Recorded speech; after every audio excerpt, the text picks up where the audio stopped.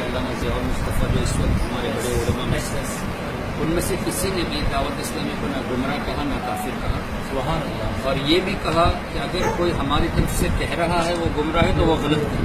سبحان اللہ. سبحان اللہ. ہاں اتنا ضرور کہا کہ یہ مسلک اعلیٰ حضرت کے مبلغ نہیں. اس کا مطلب یہ ہے کہ سنی نہیں ہے. مطلب یہ کہ اعلیٰ حضرت کا جو کرنے کا طور طریقہ تھا جیسے اعلیٰ حضرت کے حساب سے حدیث کی روشنی میں ویڈیو کو حرام کہتے ہیں لیکن دعوت اسلام والے یہ کرتے ہیں. اسی طرح دوسرے علماء بھی کرتے ہیں. تو جو اس طرح کرتے ہیں وہ مسلک اعلیٰ حضرت کے مبلغ نہیں ہے. وہ ایک الگ بات ہے. یہ الگ بات. لیکن اس کا مطلب یہ نہیں کہ اہل سنت میں سے نہیں ہے.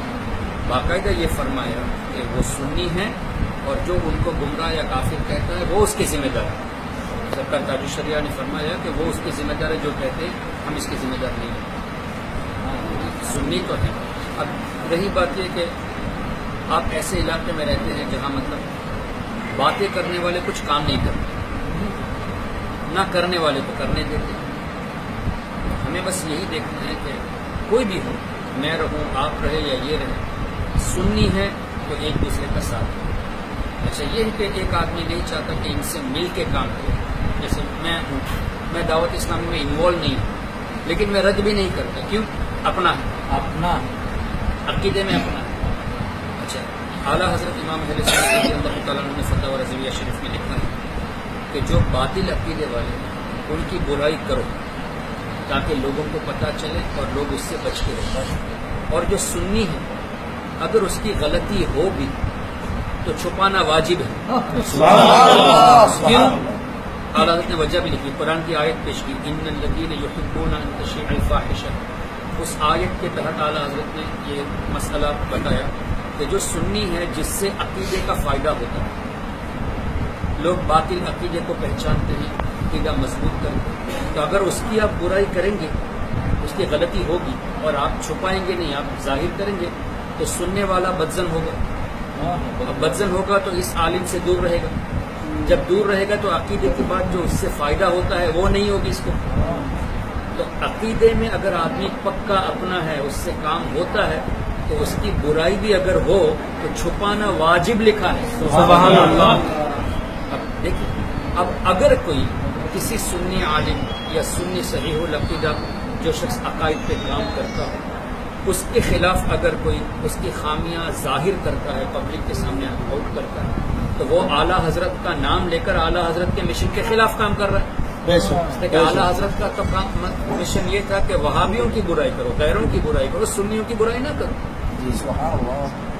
اچھا جو فاسق کی برائی کرنے کا حکم ہے حدیث میں تو وہاں اس فاسق کی حدیث کے تعلق سے اعلیٰ حضرت نے بدعقیدہ لوگوں کے بارے میں فرمایا.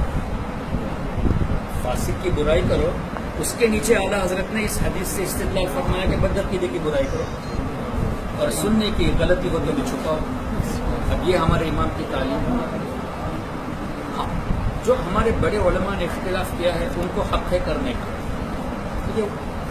وہ اس لیول پہ ہے کہ وہ اختلاف کر سکتے لیکن میں ایک عام آدمی ہم میں سے کئی لوگ عام آدمی ہمیں کس نے حق دیا کسی سنی کی برائی کریں. اگر میں آپ سے بڑا ہوتا ان سے بڑا ہوتا تو میں کہتا کہ میں غلط ہوں آپ غلط ہیں. میں آپ سے بڑا نہیں میں آپ سے زیادہ کام نہیں کرتا تو مجھے کس نے حق دیا کہ میں آپ کی برائی کروں. اب کوئی مجھ سے پوچھے کہ بھائی یہ بڑا ہے کہ وہ بڑا ہے میں کیسے بتاؤں گا جب تک میں ان دونوں کا بڑا نہیں ہوں میں نہیں بتا سکتا. یا تو نہیں ہے میرے پاس یا میں ان کا استاد ہوتا تو بتا سکتا کہ کون اچھا ہے کون برا ہے کون علم میں زیادہ ہے.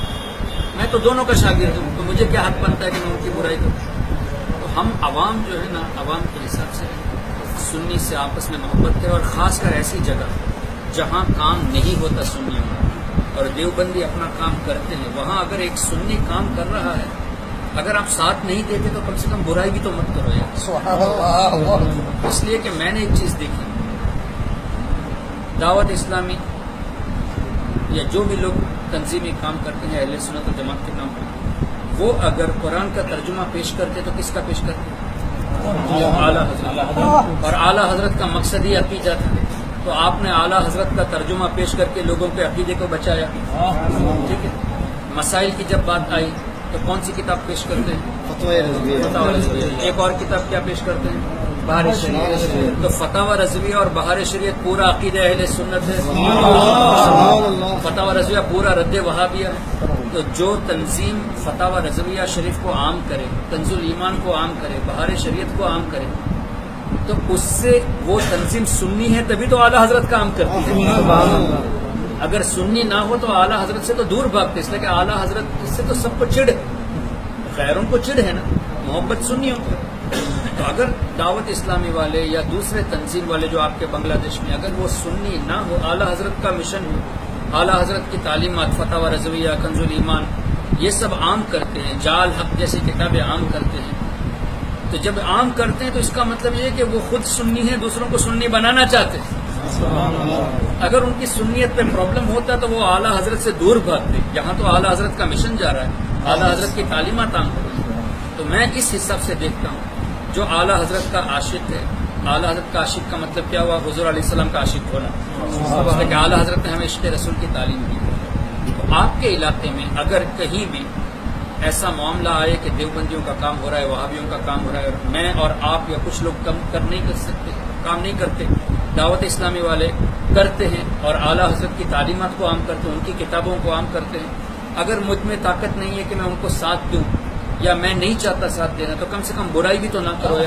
نعرہ تکبیر، نعرہ رسالت، اعلیٰ حضرت. اللہ تعالیٰ ہم سنیوں کو متحد رکھے، اور جس میں جو خامی ہے، ذات کا خامی انسان سے ہوتی ہے، ہمیں کوشش یہ کرنی چاہیے کہ ہماری خامیوں کو دور کرنے کی کوشش کریں. جس میں جو کچھ بھی خامی ہو اللہ تعالیٰ اپنے حبیب پاک صلی اللہ علیہ وسلم اس کو دور فرمائے، اور سب کو عقیدہ اہل سنت پر متحد رکھے، مل کر کام کرنے کی توفیق عطا فرمائے.